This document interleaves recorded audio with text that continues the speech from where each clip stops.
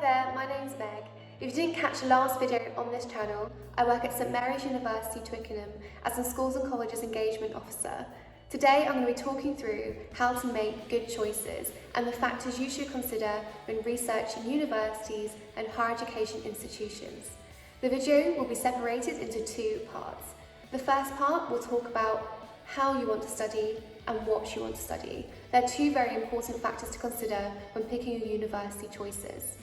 Secondly, I will then talk about location. There are over 395 higher education institutions in the UK alone, so you have a wide selection to choose from. One thing I'm not going to touch too heavily on is entry requirements. However, it's a super important factor to consider, especially when writing personal statements. Check both university websites and UCAS for what the entry requirements are. This will be a mixture of subject grades at both GCSE or A-level, BTEC or other level 3 qualifications. Work experience or further skill tests also may be required. Get in touch with the universities you're applying to if you need more information. Unlike Sixmore College, at university you only have to study one or two subjects. So when you're thinking about what you want to study, you should consider the three following things. What do you enjoy? How do you want to learn? And is there a degree that will help your career or future prospects? When thinking about what you love and what you want to study, remember at university you can study something that's academically familiar, so it might be physics or English or maths, or you could study something that is completely new, such as horology, which is the study of clocks and watches and the theory and mechanics behind that. Or it could be something that facilitates a specific career, such as events management or medicine or even ethical hacking. There are so many options out there for you. When looking at a degree which is academically familiar, you will usually require that subject at A-level or an equivalent qualification, such as physics, where you would need to have studied physics previously. If it is something academically new, it's worth checking UCAS or the university's website to make sure you have the subject knowledge required. For instance, for degrees such as law, which is a subject that isn't always taught at college or sixth form, you may need other humanities qualifications. This is similar for degrees which facilitate specific careers. You may need specific subjects or just a certain amount of UCAS points to qualify for that degree. However, the overall point is there is so much for you to choose from, so make sure you factor in what you're currently studying when researching which degrees you'd like to apply for. However, a factor that should be considered is that every single degree is different.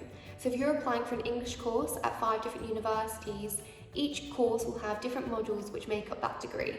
So research wisely. What do you enjoy when you're actually studying that subject? And does that university offer it?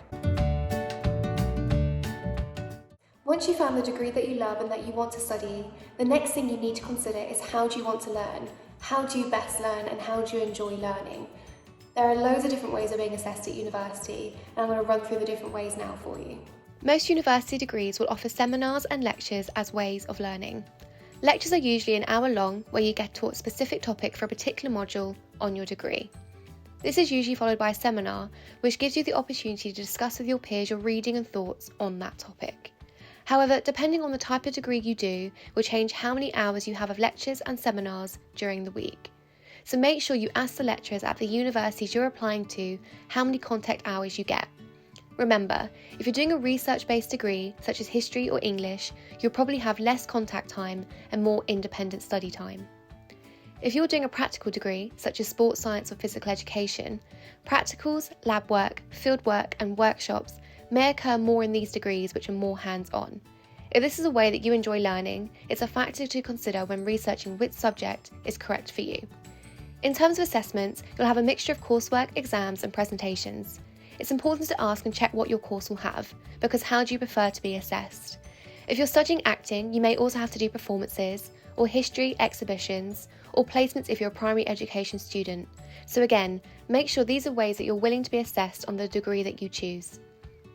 Study abroad is also an option, so make sure you speak to international teams or study abroad teams at your chosen universities to see if this opportunity is available to you. Finally, tutorials are a chance for you to speak to your lecturers about your coursework or any other issues that you have. Check with your programme directors on the courses that you're applying to see how much contact time is available on top of your main lessons. The other factor I said that was really important to consider are career and future prospects. However, it's really important to know that over 66% of graduate jobs don't require a specific degree. So if you don't know right now what you want to do, that's absolutely okay. In fact, there are loads of transferable skills that you can take away from studying at higher education level, which can be applied to your CV or other personal statements that you have to write for job applications following your time at university. Bachelor of Science degrees and Bachelor of Art degrees may differ slightly in terms of the skills that you learn, but overall you'll be prepared to work in most sectors which don't require specific degrees following a university education. The final factor for you to consider when deciding which university is right for you is location. As I said previously, there are over 395 higher education institutions across the UK, so that's a wide selection to choose from. Each campus and each location offers something different for every student. So again, it's down to you to decide, what do you want out of your university experience? There are many different factors you need to take into consideration when researching which location and which university is right for you. The first thing to consider is whether you want to be on a campus university or study at a city university. Campus universities usually have everything on one site, from accommodation to the library to catering or to classes. City universities will have multiple campuses spread out across one city or area, with accommodation either on each one of these sites, only one of these sites, or separate. This is a great option for those who want to get to know the city they are living in, and campus universities are great for convenience. You should also consider the transport and connections to and from that university, especially if you're going to be commuting or visiting home often, and especially if your classes are going to be in separate campuses across the city you're studying in. You also need to check how many students the university has. Are you someone who likes to be in big groups or someone who thrives in smaller communities? Check how many students will be on your course as a good starting point. Facilities. Check what facilities the university has. Will these facilities help you succeed on your degree? Are these facilities what you're looking for? Finally, make sure to check out where the universities you're applying to stand on university league tables. As a good starting point, check out where the universities you're applying to rank in terms of student experience and course satisfaction. These are just as important as where universities rank overall on the league tables.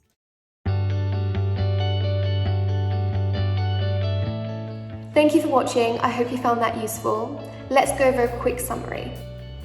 Number 1, do something that you love, whether this is something new or something familiar, but make sure to check out the different modules offered on each degree that you're applying to. Make sure the topics that you are interested in are covered.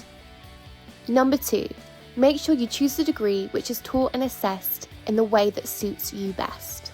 Number 3, make sure you study at a university which offers all the facilities that you need in a location that works for you, whether that's a city campus or a campus close to home or a campus where everything is on site.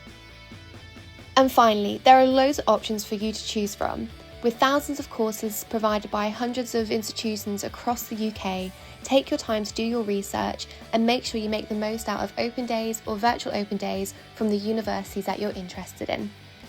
If you have any further questions, please do get in touch with me. You can reach me at schools.colleges@stmarys.ac.uk.